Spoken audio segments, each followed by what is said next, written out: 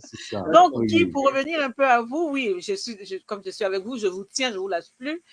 Je voulais revenir un peu sur la résistance ivoirienne dans laquelle vous avez participé pour soutenir le président Laurent Gbagbo, Oui, enfermé à la CPI depuis 2011.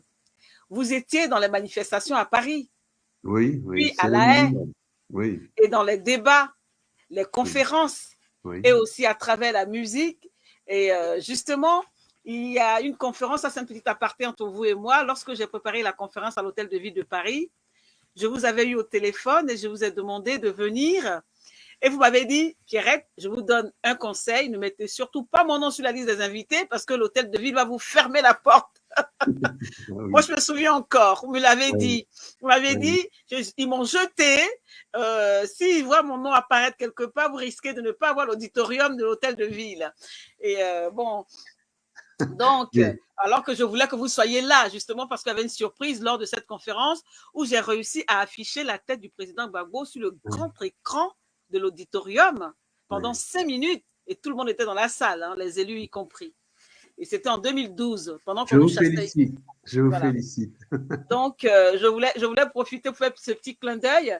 Donc, vraiment, je voulais revenir là-dessus parce que vraiment, vous avez soutenu la résistance ivoirienne, vous avez participé, vous étiez là, vous avez composé, vous avez chanté avec le commandant Signol.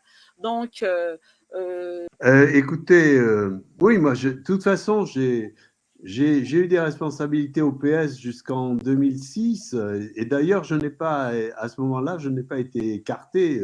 C'est moi-même qui ai démissionné parce que ça faisait 13 ans que j'occupais ces fonctions et je trouvais un petit peu indigne de le faire depuis si longtemps. Mais déjà, François Hollande avait dit que Laurent Gbagbo était infréquentable. Et je oui, dois vous dire que quand François Hollande a été élu président de la République en 2012, d'abord en 2011, il n'a pas voulu entendre parler de moi pour faire sa campagne. Ça, c'est un premier point.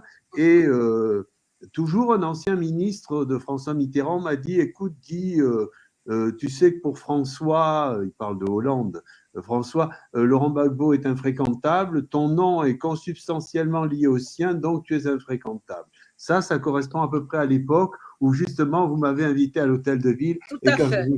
quand je vous ai dit mais on va me jeter, c'est qu'effectivement j'ai traversé une période où j'étais un petit peu le paria quoi. Quand j'allais encore dans ces milieux, les gens avaient plutôt tendance à me tourner le dos que de me serrer la main. J'ai très bien survécu d'ailleurs. Je n'ai d'ailleurs pas beaucoup de rapports avec eux. Et je dois dire que quand Laurent Gbagbo a été acquitté en 2019, aucun socialiste n'a eu l'élégance de me téléphoner Oui, oui. pour s'en réjouir. Tu veux Donc, dire le courage, Guy? Ils n'ont pas eu le courage plutôt. c'est ça. Mais bon, Parce que disons, l'élégance, ce n'est pas un concours de mode. non, non, Ce mais n'est pas moi, un défilé de mode. je resterai plus courtois qu'eux. Ce sont des gens qui ne veulent pas reconnaître qu'ils se sont trompés. Et aujourd'hui, je suis particulièrement serein. Et je dois même dire, et ça je tiens à le dire, c'est la première fois que je le dis publiquement, lorsque Pierre Mauroy est décédé en 2013, j'ai eu une relation très forte avec Pierre Mauroy à la Fondation Jean Jaurès. Et Pierre Mauroy m'avait dit, quelques mois avant de nous quitter, Guy, je n'ai pas été toujours d'accord avec toi, mais je te garde toute ma confiance. Et on va faire une structure dans la Fondation Jean Jaurès vers l'Afrique où tu auras toute ta place. Mais quand Pierre est décédé, il y a eu un hommage officiel qui a été rendu aux Invalides. Et lorsque j'ai téléphoné la veille au soir à 19h pour dire aux gens de la Fondation Jean Jaurès, mais où est-ce qu'on se retrouve, etc., je me suis entendu dire Guy, on est désolé, mais tu n'es pas sur la liste. Alors, je voulais le dire parce que c'est moi qui ai accompagné Pierre Mauroy dans son dernier voyage en Afrique, il est accompagné souvent, et la façon dont j'ai été traité par rapport à mes positions sur la Côte d'Ivoire est innommable. Malgré tout, je suis resté un homme de gauche, j'ai été maire adjoint entre 2014 et 2020 dans une banlieue de gauche à Vitry-sur-Seine, une ville de Oui. près de 100 000 habitants, mais je ne réglerai pas des comptes, mais je mettrai tout ça à plat dans un livre que j'espère faire avant la fin de la décennie que j'ai engagée au niveau de mon âge.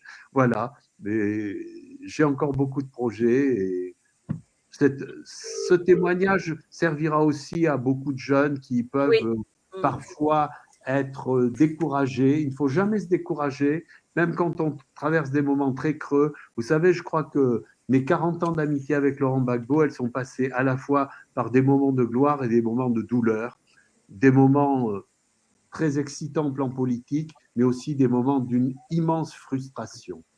Tout à fait.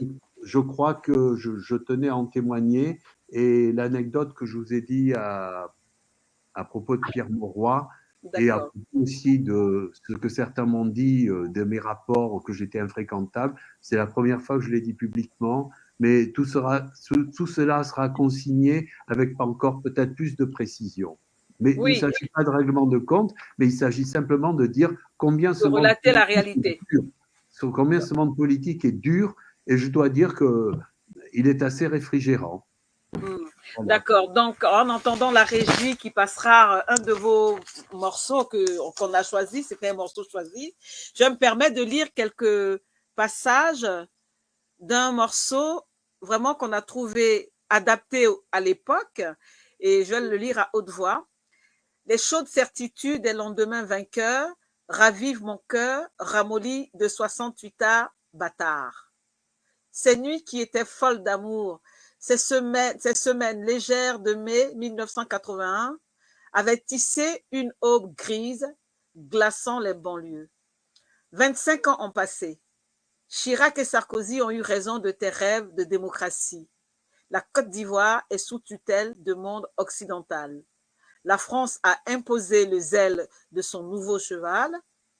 Un état de terreur glorifie le vainqueur. Un scrutin bien manipulé qui l'a fait gouverner un pays démantibulé, géré de l'extérieur. L'avenir appartient à tous les Ivoiriens qui forgeront leur destin sous le marteau du voisin, de l'oncle Sam américain, du vieux colon requin. Voilà. Je voulais lire un peu ce passage, puis vous poser une question. Qu'est-ce qui vous a le plus choqué de cet acte impérialiste de la France du XXIe siècle? D'abord, aller jusqu'à bombarder une résidence présidentielle sous couvert d'une résolution de l'ONU, c'est innommable. C'est innommable.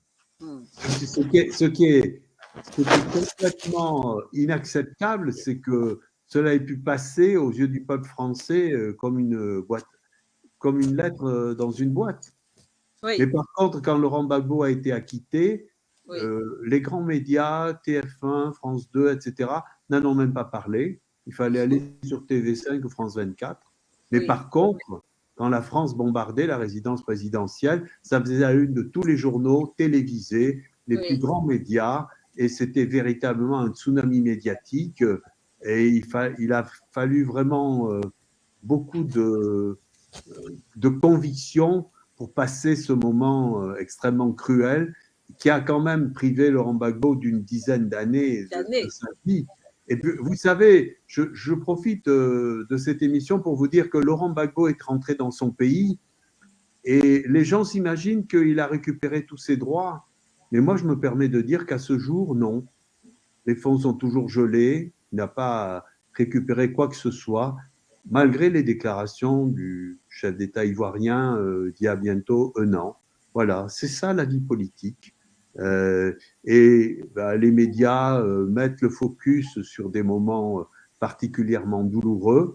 Et quand effectivement l'ordre mondial est remis en cause, alors là, on oublie d'en parler. En tout cas, l'acquittement de Laurent Gbagbo, l'acquittement définitif, n'a pas fait la une des médias français, qui avaient fait la une des bombardements de sa résidence par l'armée française.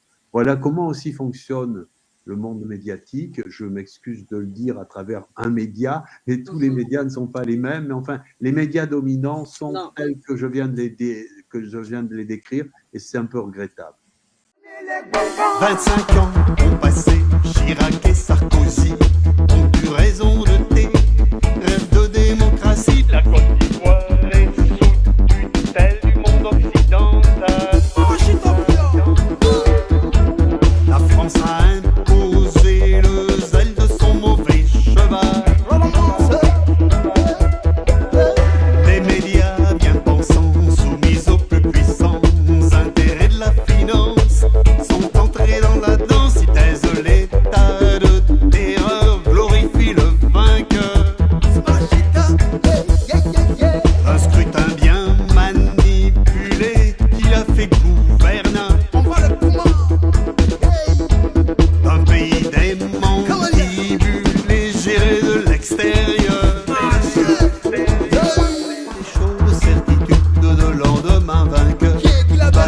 les inquiétudes de ces temps de douleur. L'avenir appartient à tous les Ivoiriens.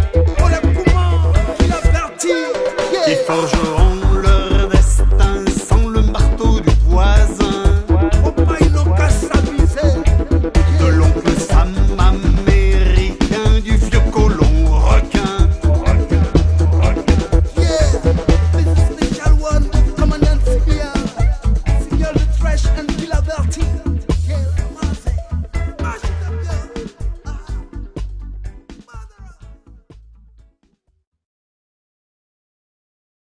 Guy, s'il a une anecdote à nous raconter, s'il a une anecdote avec Laurent Gbagbo quand il était à la prison de Scheveningen, qu'il a particulièrement touché, une anecdote comme ça. Oui, ce qu'il m'a dit à Scheveningen, enfin, une fois, il m'a dit, tu vois Guy, la France-Afrique, en fait, la France n'a jamais accepté que les conseils des ministres de Côte d'Ivoire se tiennent à Abidjan. Alors, oui, alors je lui ai dit, bon, c'est-à-dire qu'habituellement, les décisions sont annoncées à Paris avant même d'être prises en Côte d'Ivoire. Alors, j'ai dit, je suppose que tu les informais après. Et là, avec un petit sourire, il m'a dit, oui, ou je ne les informais pas. Ah. Le jour viendra, le jour est là, où toute honte bue, ils lèveront l'écrou qui avait suspendu ton destin à genoux, le souffle du pays. Le jour viendra, le jour est là, où soufflera l'espoir de réconciliation.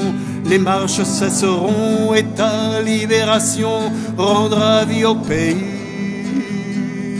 Le jour viendra, le jour est là, où soufflera l'espoir de réconciliation. Les marches cesseront et ta libération rendra vie au pays. La, la, la, la, la, la, la. Donc, je reviens vers vous, Issa. Vous avez fait un travail de récupération quand même incroyable et de développement à travers une ONG que vous avez créée, Hope International for Tikar People. Ça veut dire Espoir international pour le peuple Tikar, non? Et à part amener des services essentiels comme l'eau, la santé, l'électricité qui n'existent pas dans la région, vous avez aussi construit une radio qui transmet en plusieurs langues locales qui s'appelle Radio Tabou. Pouvez-vous nous parler de cette ONG et qui est très particulier parce que c'est quand même une ONG qui est ancrée dans les besoins de la société civile, et aussi nous parler un petit peu de Radio Tabou? D'accord, merci beaucoup pour cette question. Alors, Hope International for Tikar People a été créé pour adresser un besoin des populations rurales. Parce qu'il faut comprendre que l'Afrique, en général, est divisée en deux sociétés. Il y a la société urbaine et puis il y a la société rurale. Et les deux sont vraiment diamétralement pas opposés, mais les deux cultures ne se comprennent pas. Et on a un peu l'impression que les gens qui dirigent l'Afrique, qui sont dans les villes, qui viennent justement des villages, les ont tourné le dos. Et donc, c'est dans ce monde que je viens. Par exemple, je vais commencer par le dernier projet, qui est le projet de radio communautaire. C'est-à-dire, ce qu'on fait, c'est que on fait d'abord j'oublie mon français, un assessment. C'est-à-dire que on fait déjà un repérage dans la communauté pour savoir si les gens ont besoin d'avoir une radio dans leur communauté. Et donc, on a fait cette mission d'investigation et ils étaient d'accord. Maintenant, on a collecté les fonds, mais les techniciens de radio qui sont dans les villes, c'est eux qu'on prend, on amène en zone rurale pour construire les projets de développement de leur propre pays et soutenir l'économie locale. C'est ce qu'on fait. Maintenant, on a conçu cette radio à peu près 70% de matériel récupéré, c'est-à-dire la console est récupérée, les micros, les téléphones avec lesquels on enregistre, les ordinateurs, tout est récupéré, 70%. Les choses qui étaient neuves dans l'ordinateur, dans le projet de radio, c'est le système solaire, le site sur lequel on a construit la radio et la maison de la radio, c'est-à-dire la maison en briques de terre qui nous sert de studio. Et maintenant, l'antenne, qui était le premier élément qu'on a construit sur ce site après un Kickstarter que j'ai fait sur Internet. Maintenant, c'est comme ça que notre méthode fonctionne. Maintenant, il y a la plupart des membres de l'ONG, à peu près, je vais dire 75% habitent dans les villages, là où on sert les communautés. Et maintenant, le reste des 25% sont dans les villes repartis. Et on est reparti aussi entre les femmes, les personnes handicapées, les pygmées, les Tikas et les autres tribus qui habitent là-bas, parce que le Cameroun, c'est un pays qui est largement tribalisé. C'est-à-dire, il y a à peu près 260 groupes ethniques, plus de 250 groupes ethniques. Et donc, les gens ne s'entendent pas beaucoup. Donc, c'est aussi pour ça que la radio a émis en 10 langues, parce que on veut une représentation équilibrée dans les ondes. On ne veut pas le scénario du Rwanda où une tribu se bat contre l'autre. Donc, on n'utilise pas la radio vraiment pour la haine, on utilise la radio pour l'éducation. Et là, l'image, c'est les pygmées, pour la première fois, à qui j'ai apporté la radio et qui ne connaissaient pas que la radio existe, alors que c'est une technologie vieille de 100 ans. Mais tout le monde n'a pas accès à la radio aujourd'hui. Et comme tout le monde n'a pas accès à l'eau potable, quel élément est répandu sur cette planète? Donc, il y a beaucoup d'injustices comme ça qu'il faut combattre. Donc, Hope International for Tika People, c'est à peu près ça. Donc, au départ, on a été créé on a légalisé l'événement, l'association en 2008. Mais avant ça, on avait déjà commencé nos actions. Donc, on fait dans l'eau potable. Et l'eau potable, c'était notre premier plus grand subvention du Rotary. On a donc apporté de l'eau à plus de 20 000 personnes, l'eau potable. Et jusque-là, beaucoup de personnes n'avaient pas encore goûté à l'eau potable. Ils buvaient dans les rivières, ils avaient mal au ventre. Après, on prend le médecin camerounais on fait un partenariat avec lui, Ascovim, Association des compétences pour une vie meilleure. Donc, on distribue des médicaments, des opérations, des consultations gratuites. Un week-end dans l'année, donc on a fait ça pendant 10 ans. Et Georges Bouélé, le leader de Ascovim, qui a gagné un prix de CNN Hero ici en 2013, revient dans le village pour distribuer les outils didactiques, les livres, les cahiers et même les lampes et les ordinateurs aux écoles là-bas. Et il a même commencé un projet ça c'était notre radio au début, avant qu'on ait la subvention de l'UNESCO, parce qu'aujourd'hui on a une subvention de l'UNESCO, donc ils ont refait toute la radio, ils ont donné un nouvel émetteur, et ils nous ont donné 3 dipôles, donc on peut nous écouter à plus de 100 km de cette radio. Donc c'est un projet qui a pris vraiment comme il faut, quoi. Donc après ça, on fait un championnat de foot intervillage, donc pour unifier un peu les gens. Donc chaque année, il y a un thème quand on fait ce projet-là. Donc le thème peut être par exemple, je sais pas, le leadership féminin. L'autre thème peut être par exemple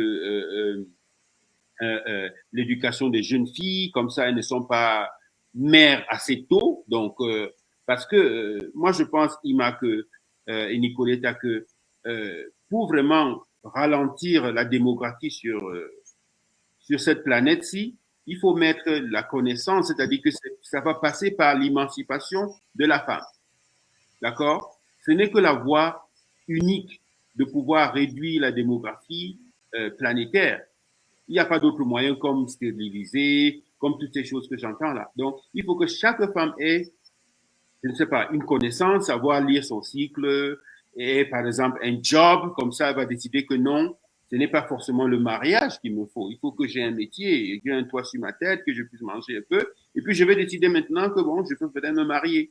Donc, le mariage ne faudra pas forcément une solution parce qu'elles vont avoir plusieurs enfants et on va donc se retrouver à ce à quoi on est confronté aujourd'hui. Donc, et c'est pour ça que nous sommes en train de faire ce travail en zone rurale qui va prendre vraiment, mais je ne fais pas un travail assez formidable en Afrique. Ce qui est formidable, c'est que tout un petit succès que j'ai, quand les gens écoutent cette histoire, ça rend possible d'autres Africains de faire la même chose dans leur communauté. Ce n'est pas Issa Niapaga qui va sauver toute l'Afrique, non. C'est d'abord tout un petit village qui a plus de 100 km de la première ville avec Internet et l'électricité, mais on utilise des mécanismes qui ne sont pas l'argent, c'est-à-dire il y a des réunions, il y a des brainstorming, il y a beaucoup de choses. Donc l'argent n'intervient qu'à hauteur de 32% de tout ce qu'on fait. Par exemple, quand l'argent que les Nations Unies envoient, par exemple, leurs experts pour aller faire un repérage dans un pays, c'est avec ce budget-là qu'on peut travailler, faire un projet et renvoyer même le rapport du succès du projet 6 mois après. Donc, on est très efficace en termes de, je ne sais pas comment on dit grassroots en français, en termes de connectivité dans les communautés. Guy va peut-être m'aider avec le français. En termes de grassroots, Guy, société civile, c'est-à-dire qu'on a des gens qui sont représentés dans tout le Cameroun. C'est-à-dire que dans tout le Cameroun, si vous avez un problème, même en Afrique centrale, on connaît des gens qui peuvent nous aider à résoudre les solutions qui ne viennent pas d'ailleurs, qui viennent du terrain. Donc, c'est ça, Hope International Petit Capital. Et on a des gens qui viennent aussi, quand ils ont financé un projet, ils peuvent venir l'évaluer pour voir si le projet existe, c'est-à-dire le projet a été fait et qu'il a un succès. Donc, c'est un peu comme ça. Donc, c'est une association, une ONG qui est transparente et donc, et vous pouvez même déterminer notre succès dans la communauté parce que souvent, je suis de temps en temps demandé pour être membre comment on dit, élu municipal et tout ça. Bon, mais je n'ai tellement pas le temps, quoi. C'est vrai, j'aime plus mon art que ça. Et voilà, je préfère être leader communautaire et servir l'ONG que je sers en ce moment. Voilà. Non, merci. Ça, d'ailleurs, juste pour donner une anecdote sur Issa, pour comprendre un peu le niveau de son engagement, quand il me demande de lui porter des bagages à Paris, on est là en train de porter des milliers de bagages. Je lui dis, mais Issa, est-ce que tu me laisses prendre un taxi? Elle dit, qui? Mais on est des activistes. On ne prend pas un taxi. Et donc, je me suis toujours soit même pas un café. Même pas un café, on est des activistes, on ne dépense pas l'argent comme ça. Ça, c'était Issa pour moi à Paris. Mais juste pour finir, une dernière question sur la tribu ethnie, l'ethnie Tikar. Je sais que quand même, elle est en danger d'extinction, non?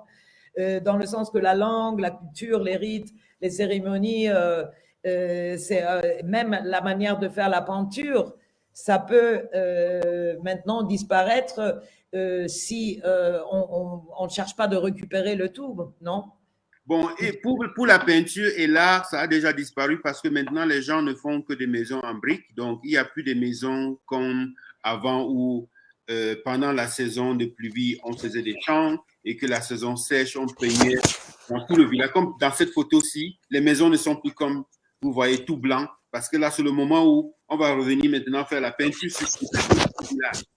Là, il n'y a plus ça, ça a déjà disparu. D'accord? Et donc, c'est une partie de l'héritage qui est déjà partie comme ça. Et même les performances des masques, c'est-à-dire quand les masques dansent, ça n'a plus la même originalité qu'avant.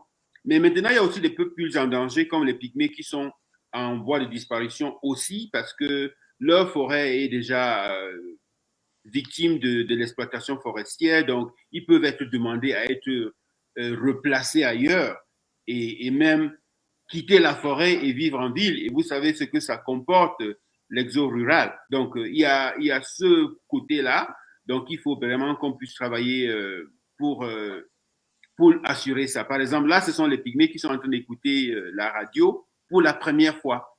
Ils ne réalisaient pas que des voix pouvaient sortir d'une petite boîte. Et ce sont les gens qui connaissaient prononcer des noms. Ils pensaient qu'il y avait des esprits dans la boîte. Donc là, c'est cette image que vous êtes en train de voir. Donc voilà, et puis vous voyez la jeune fille là, elle a à peine 14 ans, elle a déjà un bébé et c'est peut-être pas son premier bébé, c'est le deuxième. Donc je pense que on a beaucoup de travail à faire dans l'arrière-pays, surtout en Afrique. Oui, mais Issa, pour pouvoir avoir un peu d'espoir, comme dans la chanson de Guy Laberty, cette disparition de cette peinture sur les maisons qui disparaissent, on pourrait avoir une idée très simple. Moi, je profite de l'occasion pour, par exemple, faire un concours annuel de maisons, même si elles sont construites comme des maisons occidentales, de faire en sorte que les gens fassent ces peintures sur les maisons et de créer un prix autour des plus belles maisons décorées dans la peinture traditionnelle.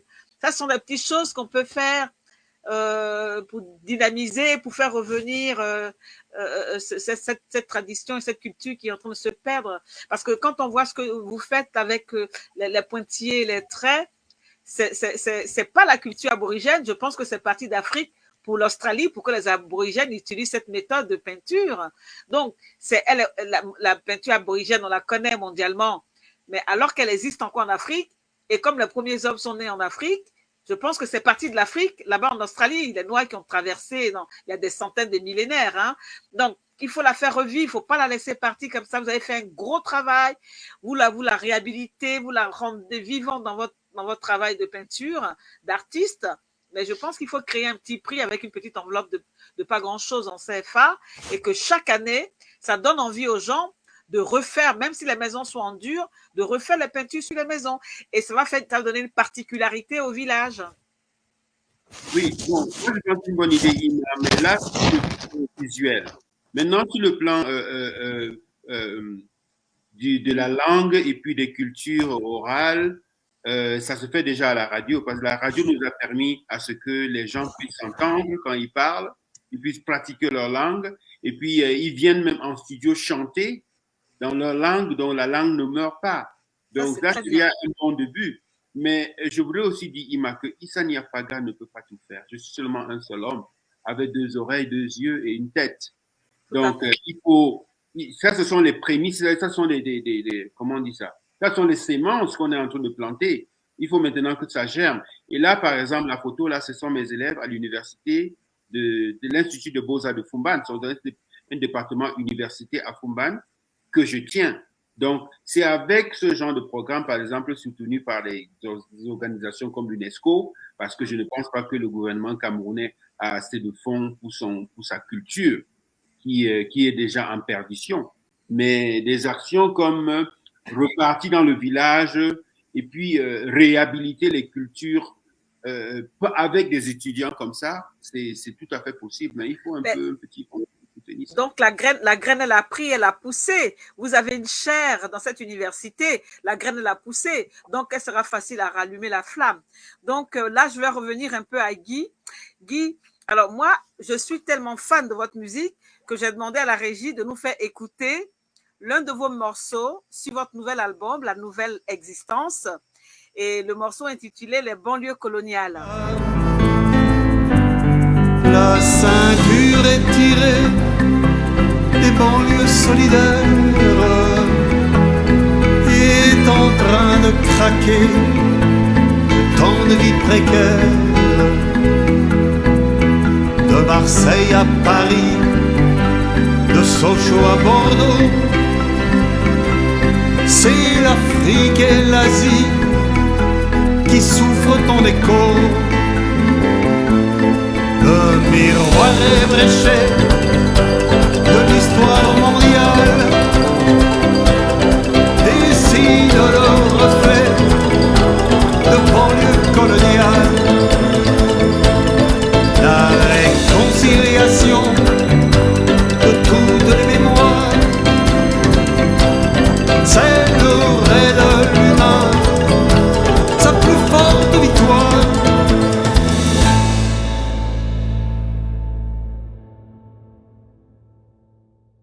Oui, donc Guy, vous avez dit dans une interview récente sur TV5 Monde, le reflet colonial se trouve dans nos banlieues. Pouvez-vous nous en parler un peu plus? Puis, pouvez-vous nous indiquer aux téléspectateurs et aux auditeurs le lieu de vente de vos disques et surtout vos dates de concert, si vous en avez programmé certains pour l'été à venir ou avant l'été. Donc voilà le lieu où on pourrait retrouver vos disques pour les téléspectateurs, les auditeurs et les dates de concert. Mais avant, le reflet colonial qui se trouve dans nos banlieues, pouvez-vous nous en parler un peu plus? Bah oui, je vais Vous m'entendez là? Parce que tout à Très l'heure, bien. j'ai On vous disparu. entend très bien. Bon, merci beaucoup, Ima. Donc, j'habite moi-même dans une ville très cosmopolite, à Vitry-sur-Seine. Il y a près de 100 000 habitants, il y a des dizaines de nationalités. Il y a beaucoup de gens originaires du Maghreb, originaires de l'Afrique subsaharienne, originaires de l'Asie. Et donc, quand je dis c'est l'Afrique et l'Asie qui souffrent en écho dans le 4e ou 5e couplet de la chanson, c'est dans cette chanson aussi, je dis que les migrants ouvriers sont finalement le reflet de ce passé qui défile éclaboussé de sang. Enfin, je fais allusion évidemment au colonialisme et je retrouvais ça également aux Pays-Bas, puisque je commence par Rotterdam, les Provinces-Unies, etc. Donc c'est quelque chose de très tangible aujourd'hui. Je n'ai pas besoin d'en dire beaucoup plus. Aujourd'hui, le peuple français comprend aussi des gens qui sont originaires des anciennes colonies de l'Empire français, même si les dirigeants politiques ont souvent un petit peu de nostalgie de cet empire, quoi qu'ils disent. Moi, j'aspire beaucoup. Ce que je trouve le plus révolutionnaire dans la devise française, c'est l'égalité, beaucoup plus que liberté, etc. L'égalité, l'aspiration à l'égalité, c'est quelque chose de très, très révolutionnaire. Maintenant, pour en revenir à la question boutique, disque, etc. En fait, mon deuxième CD, La Nouvelle Existence, il est sur toutes les plateformes. Alors, on a dématérialisé, donc on peut effectivement soit l'acquérir, soit l'écouter sur toutes les plateformes, Amazon, enfin je ne vais pas leur faire de la pub, mais enfin Amazon, Spotify, iTunes, tout ce que vous voudrez. Et j'ai également un site www.guy-labertit.com sur lequel il y a une rubrique boutique où on peut effectivement, il y a le système de PayPal, etc., acquérir l'objet. Je crois que l'intérêt, c'est que dans le CD, j'ai des livrets avec les paroles et moi, je suis très attaché au texte que je publierai plus tard, aux paroles, et je pense qu'il y a un petit plus justement dans ce CD parce qu'il y a des livrets qui sont intéressants à ce niveau-là. Voilà, donc c'est sur www.guy-labertit.com et on peut vous envoyer ça par la poste. Enfin, quand je dis on peut, ce sera je peux, quoi. Voilà. Alors, si les gens qui le souhaitent peuvent le faire, se reporter à… Maintenant, pour les… Oui, j'ai chanté en public, d'ailleurs, dans ma ville et un petit peu ailleurs, dans la région parisienne.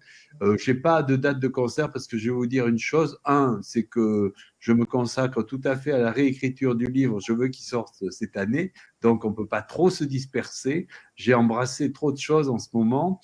Et… ça demanderait… je dois dire que j'ai aussi été chanté un petit peu en Côte d'Ivoire à 2 reprises et au Burkina récemment, et que je pense que je vais peut-être privilégier avec 3 musiciens quelques concerts en Afrique. Mais tout ça, c'est dans l'année qui viendra. Hein. On n'est pas très pressé. Je me donne encore quelques années. D'accord, Voilà. très bien. Merci avoir beaucoup. vos dates. Merci. Mais je vous en prie, tout le plaisir est pour nous en ce moment. Niki? Oh, et donc, et pour ce qui concerne Issa, on va finir peut-être juste si tu peux nous dire quels sont les besoins les plus urgents en ce moment pour l'ONG. Et avant de faire ça, on voulait montrer une petite vidéo, vraiment très courte, juste le début pour vous donner un peu aussi la compréhension de où est-ce qu'on y est là dans cet endroit où Issa travaille. Et si tu peux juste nous expliquer le concept de… Bon, là, on se trouve en forêt équatoriale, c'est l'arrière-pays, et les écoles ne sont pas très bien organisées, ni l'eau dans la communauté n'est pas organisée, donc c'est ce que je suis en train d'expliquer. Donc souvent, les populations, quand ils boivent de l'eau, ils tombent malades automatiquement. Et l'eau est aussi très loin parce que quand j'étais enfant, j'étais porteur d'eau. Donc c'est pour ça que je connais bien ces problèmes et je connais tous les villages. Et on n'essaie pas que les villages Tika parce qu'il y a des tribus aux alentours. Donc on essaie d'éviter qu'il y ait des tensions communautaires tribales dans l'arrière-pays parce que ce n'est pas très souhaitable. Donc, le projet traverse beaucoup d'autres tribus, pas seulement les Tikars, et même, on est déjà dans le processus de changer le nom de l'organisation à Hope International for Tika People à Hope International for African People. Parce que même les membres de l'organisation ne sont pas tous des Tikars, et les responsables de la radio communautaire ne sont pas seulement les Tikars. Il y a même plus des gens qui sont des autres communautés qui sont leaders dans ces projets.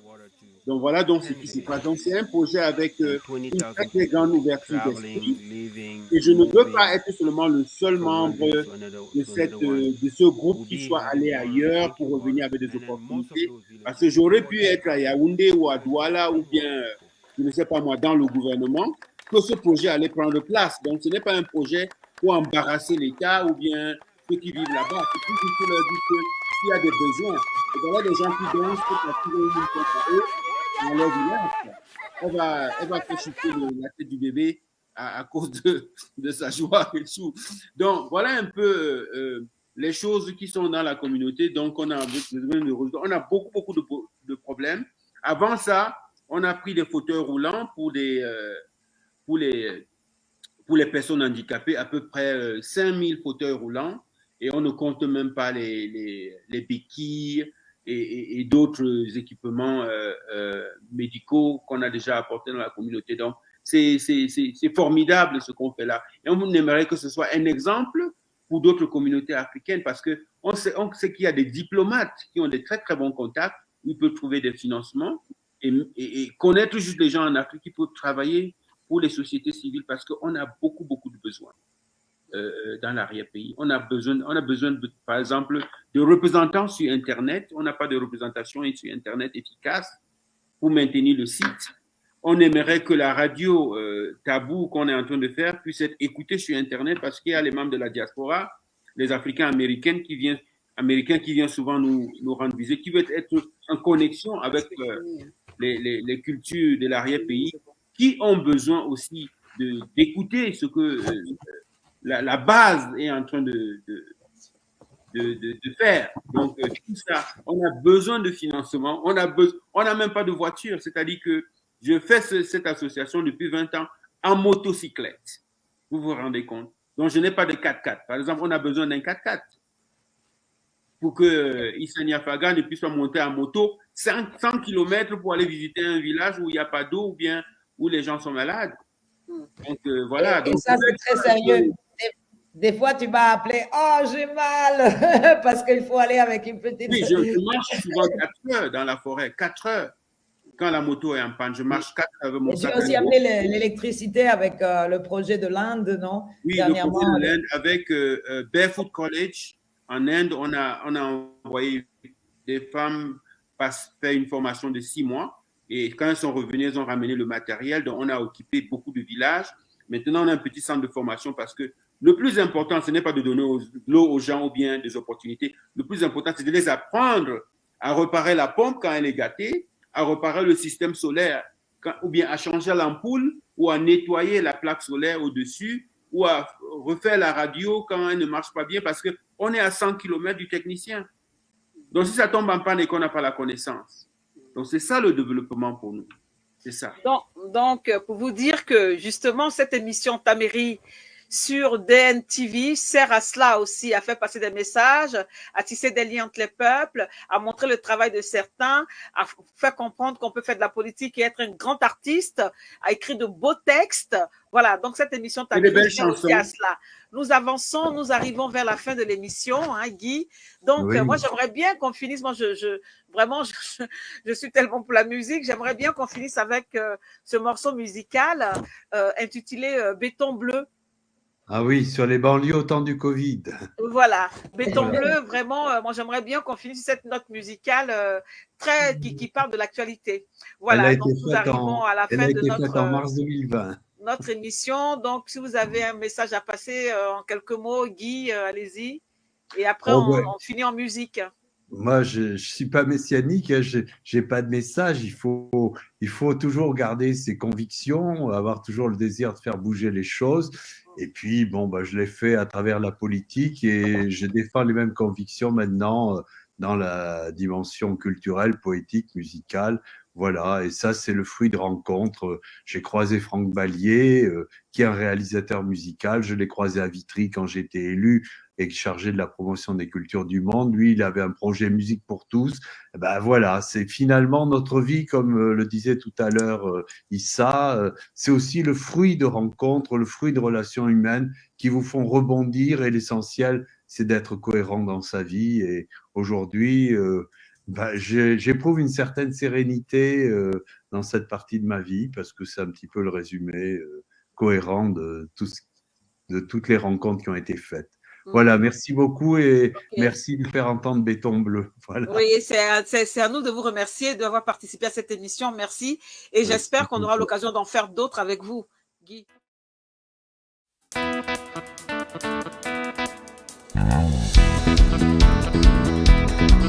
Des immeubles de béton bleu sous un ciel gris, un arbre noir qui broie du noir, l'été fini, un corbeau blanc sans camembert dans son bec vert, un chien hurlant sur le palier, fou allié. Un chien hurlant sur le palier, fou allié. Un chien hurlant sur le palier, fou allié. À ma fenêtre, en mon mal-être de banlieusard, ma vue se brouille, rongée de rouille et de cafard. À ma fenêtre, en mon mal-être de banlieusard, ma vie s'embrouille, couleur de rouille et de cafard. Un bus orange, couleur étrange, en Île-de-France, brûle les feux rouges ou bleus, un bus en transe, zigzagant fou car la police remplit l'office de mettre au trou son machiniste, ancien gréviste. De mettre au trou son machiniste, ancien gréviste. De mettre au trou son machiniste, ancien gréviste. À la fenêtre, en mon mal-être de banlieusard, ma vue se brouille, rongée de rouille et de cafard. À ma fenêtre, en mon mal-être de banlieusard, ma vie s'embrouille, couleur de rouille et de cafard. Covid-19, soignons et keufs en première ligne, les citoyens plutôt moyens, très mauvais signe, partiront en guerre privés de masques avec des casques. N'est pas à faire contre un virus fou de mucus. N'est pas à faire contre un virus fou de mucus. N'est pas à faire contre un virus fou de mucus. À ma fenêtre, en mon mal-être de banlieusard, ma vue se brouille, rongée de rouille et de cafard. À ma fenêtre, en mon mal-être de banlieusard, ma vie s'embrouille, couleur de rouille et de cafard. Immunisée, mondialisée, l'espèce humaine, eut ses savoirs et ses avoirs en quarantaine, au détriment de l'armement et de la dette, pour réfléchir à l'avenir de la planète, pour réfléchir à l'avenir de la planète, pour réfléchir à l'avenir de la planète. À ma fenêtre, en mon mieux-être de banlieusard, ma vue efface d'un vaste espace tout le brouillard. À ma fenêtre, en mon bien-être de banlieusard, ma vie embrasse l'immense espace que crée l'espoir. Ma vie embrasse l'immense espace que fait l'espoir. Ma vie embrasse l'immense espace que crée l'espoir. À ma fenêtre, en mon bien-être de banlieusard, ma vie embrasse l'immense espace que crée l'espoir. Ma vie embrasse l'immense espace que fait l'espoir. Ma vie embrasse l'immense espace que crée l'espoir.